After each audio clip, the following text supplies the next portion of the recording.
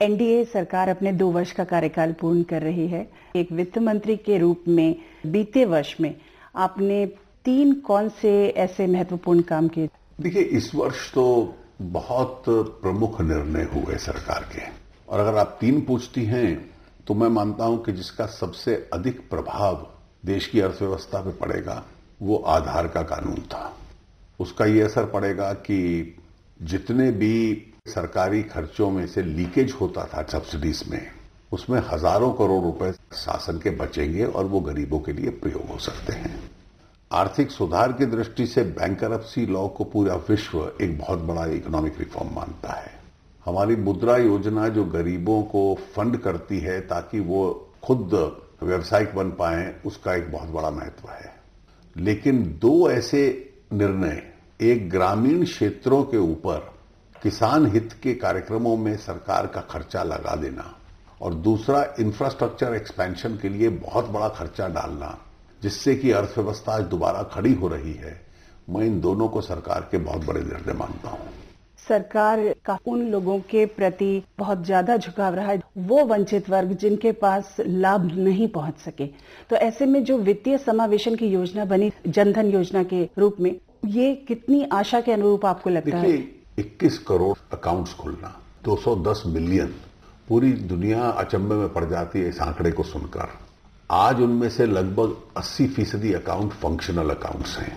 उसके बाद इन्हीं अकाउंट्स में से लगभग 11 करोड़ लोगों को एक्सीडेंट का बीमा योजना के लिए तैयार करना, लाइफ इंश्योरेंस के लिए तैयार करना, पेंशन्स के लिए तैयार करना, फिर इसी को आधार बनाकर आगे मुद्रा की जो फंडिंग है, जिसमें व्यावसायिक फंडिंग होती है, उसके साथ जोड़ना, ये सरकार का पूरा सामाजिक सुरक्षा का एक पैकेज रहा है। और इस वर्ष में जो फसल बीमा योजना और उसके साथ साथ जो गरीब लोगों के लिए स्वास्थ्य की इंश्योरेंस पॉलिसी है, वो भी इसके साथ इस वर्ष जुड़ेगी, इसी सामाजिक सुरक्षा के पैकेज के तहत। बीमा योजना के क्षेत्र में और विस्तार के कोई लक्ष्य हैं सरकार के? देखिए, विस्तार के लक्ष्य ये है कि भारत एक अनइंश्योर्ड सोसाइटी था, जहां बीमे की जरूरत है इसकी कल्पना भी नहीं थी लोगों को। कुछ संपन्न लोग करवा लेते थे। आज हर मजदूर को, कमजोर वर्ग के व्यक्ति को, कि भाई एक्सीडेंट हो जाए तो परिवार का क्या होगा, उसको एक्सीडेंट इंश्योरेंस, लाइफ इंश्योरेंस की तरफ हम ले गए।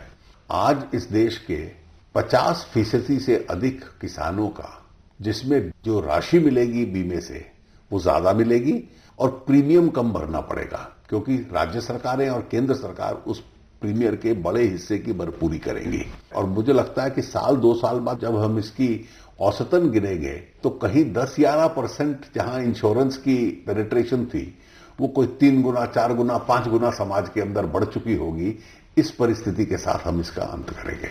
इस वर्ष देश के कुछ हिस्से सूखे की चपेट में हैं। सरकार इस समाधान के लिए दीर्घावधि योजना के रूप में कुछ सोचती है? एक तो मौजूदा स्थिति के लिए सरकार के बजट में से हम नेशनल डिजास्टर रिलीफ फंड और स्टेट डिजास्टर रिलीफ फंड बनते हैं, उसमें से राज्यों की भरपूर मदद हो रही है।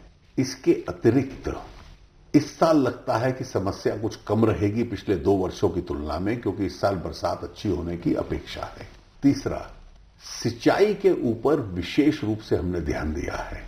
प्रधानमंत्री सिंचाई योजना के तहत 50,000 करोड़ का व्यय अगले 2-3 वर्षों में करना है। ये राज्य का विषय है, केंद्र का नहीं है, लेकिन उसके बावजूद भी केंद्र 50,000 करोड़ रुपया और डाले सिंचाई में, ताकि पानी किसान तक पहुंच पाए।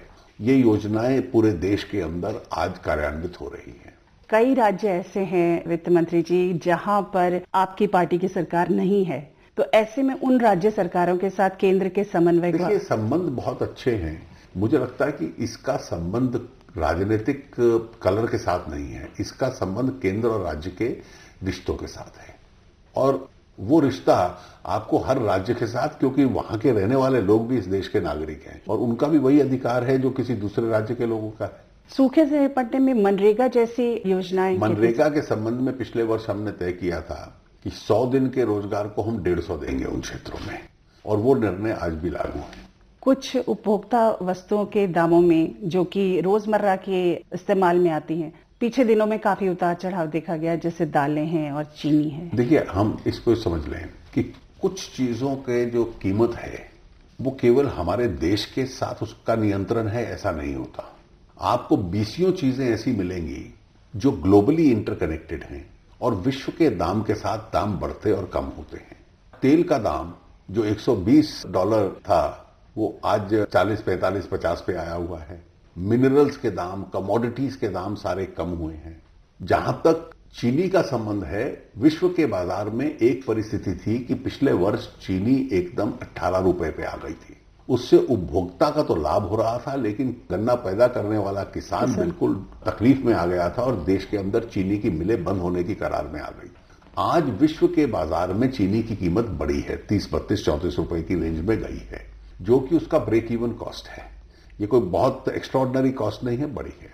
जहां तक दालों का संबंध है, हमारे यहां 21-22 मिलियन टन दालों की आवश्यकता है। भारत की जो पैदावार है अपनी 17 मिलियन टन के करीब है। उसको हम बढ़ाने का प्रयास कर रहे हैं। उसका जो मिनिमम सपोर्ट प्राइस है हम हर साल बढ़ाते हैं ताकि किसान को प्रोत्साहन मिले ताकि और दालें पैदा करें। बाकी 4-5 मिलियन टन हमें दुनिया के बाजार से खरीदनी पड़ती हैं। अब पिछले वर्ष दुनिया के बाजार में भी दाल की उपलब्धि 50% कम हो गई थी, तो स्वाभाविक है कि वो बढ़ती थी और हमारे यहाँ कुछ व्यवसायियों ने उसको होर्डिंग करनी शुरू कर दी थी और इसलिए उसका दाम बहुत बढ़ गया था। छापे मार मार कर उसकी रिकवरी की और उस दाम को हम लोग कम लाए थे। आज हमने ये तय किया कि केंद्र सरकार भी एक स्टॉक मेंटेन करके रखेगी दालों का, ताकि जब तक हम अपनी पूरी आवश्यकता देश के अंदर पैदा ना कर पाए, एक स्टॉक हमारे पास अवेलेबल रहे कि ऐसी परिस्थिति में उस स्टॉक को हम लोग रिलीज कर पाए। थोड़ा पीछे लिए चलते हुए, लोकसभा के जब चुनाव हुए तो काले धन के बारे में एक आश्वासन दिया गया कि विदेशों से धन लाया जाएगा। इस बारे में सरकार के अब क्या प्रयास? देखिए, किसी सरकार ने इतना प्रयास नहीं किया जितना हमने किया है। लिंचनस्टाइन अकाउंट पकड़े, उन लोगों पे मुकदमे चलाए। HSBC के अकाउंट्स की सारी डिटेल्स लेकर उन लोगों पे एविडेंस इकट्ठी करके हम लोगों ने मुकदमे चलाए। 6,500 करोड़ की ब्लैक मनी HSBC की जो लिस्ट आई थी उसमें से हमने पैदा की।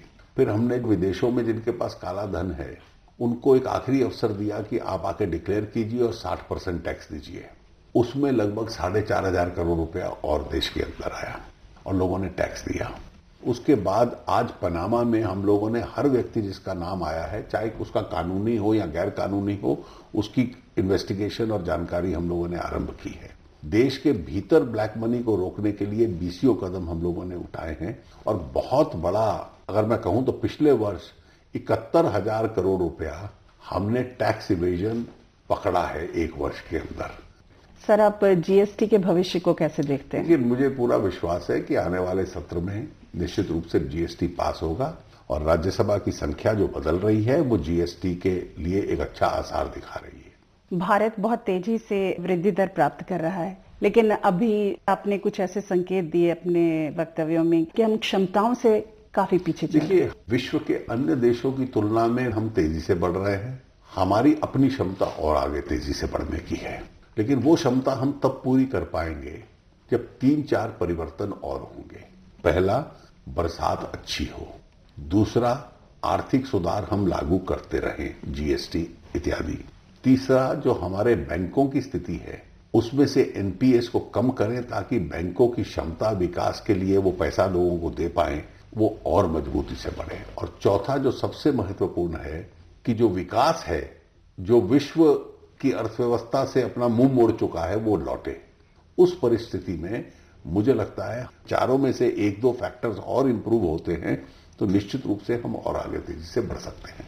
धन्यवाद।